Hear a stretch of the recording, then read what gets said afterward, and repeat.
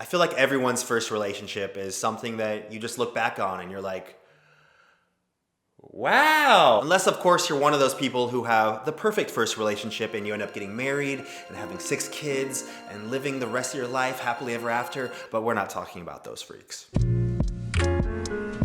My first relationship was when I was 12 years old. I'd learned to wipe my own ass less than a decade earlier. It's just crazy for me to imagine a 12-year-old having a relationship, especially when I look back at pictures of me when I was 12 and remember I looked like, I almost don't want to show you. I looked like this. Got some really nice frosted tips. Very popular in that year of 1999, and I was too scared to go full-blown blonde with my frosted tips. So I asked the hairdresser to give me burgundy tips. Yeah, why burgundy? What kind of a serial killer 12-year-old knows about the color burgundy? I'm like, burgundy. It's the color blood is made of. I was pioneering the online dating scene. This was in 1999, before Tinder, before Snapchat, Instagram, Facebook, MySpace, LiveJournal, Friendster, DeviantArt, SpaceJam.com. I was using AOL, America Online. I should have known when they gave the word online an acronym of OL instead of just O. It should have really just been called AO. There was this feature on AOL that let you search people's ages and which school they went to. They could have just renamed this feature to Pedophile Paradise because I'm pretty damn sure that girl I used to chat with, Looney Girl 87, was not actually 12F Florida, but was actually 57, don't assume my gender, my mom's basement. So I typed my age and then my school. This was it. Finally, the moment I'd been waiting my entire life for. The moment I'd finally talk to a girl online that I could actually meet in person. No results. Fuck. Except I didn't say that word then. I would have said fudge. So I changed the age to 13. Finally! A human female that I could meet in person, that I could talk to online! Yes! Yes! Yes! I was not having an orgasm, so I sent her an instant message and waited. And waited.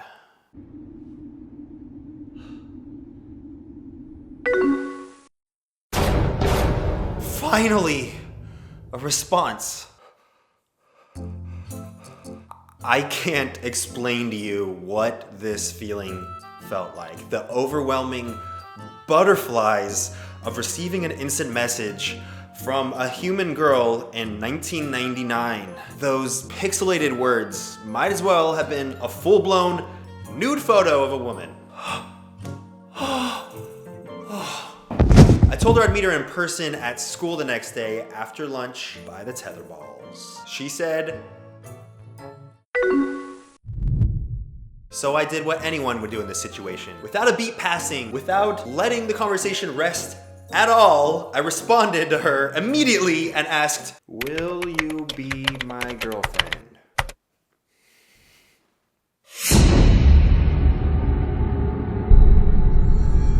What the fuck? What was I thinking? I'd literally seen less than 20 pixelated words from her pop up on my monitor, and I'm like, I'm ready to take this relationship to the next level. She said, she literally said, okay. Just the word okay. Okay. Okay. Okay. Okay. Fuck yeah. 12-year-old Anthony's got a girlfriend. The next day at lunch was probably the most anxiety I'd ever felt in my life. I scarfed down those Dunkaroos and nervously crept out onto the blacktop where I was gonna meet my girlfriend. I might also add that this girl was in the 8th grade while I was in the 7th, so I had a lot writing on this. I was about to be the coolest kid in school when everyone saw me, a 7th grader, talking to my girlfriend, an 8th grader. I scanned every girl in the blacktop. All I knew was that my girlfriend had red hair and her name was Michaela, not Michaela. But then I heard my name. I slowly turn around and I see her standing there. She was absolutely beautiful, or at least as beautiful as a 13-year-old can be to a 12-year-old. But then I saw it.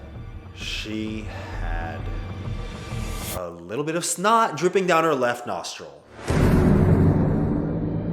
12-year-old me was absolutely repulsed by the idea that a natural bodily function could happen to someone in a moment like this, so I called it quits. That's right, my first relationship consisted of about 20 pixelated words on a computer screen and hearing a girl say my name from over my shoulder. Killing it. Really set a precedent for my entire life. I hope the takeaway from this will be that if you are on the opposite side of a story like this, just know that things will get better. And the person that saw that embarrassing thing happen to you will remember it forever and make a video about it 17 years later. So I guess life doesn't actually become easier. It just becomes more tolerable as you become more and more numb to your life, as it exponentially feels shorter and shorter as you wither away in a routine, living an unfulfilling, numb life until you die.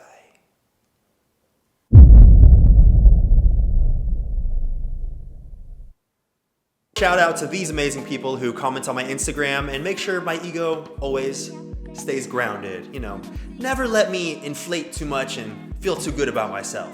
Thank you so much. This is the kind of stuff I like to see on my Instagram. And make sure to subscribe and ring the bell. I'm guessing it's right there if you want to see my face in your sub box, because you are a sadistic fuck. All right, I'm gonna blow you a kiss goodbye. This is completely platonic, by the way, not a thing here. Just want to see if you can catch it.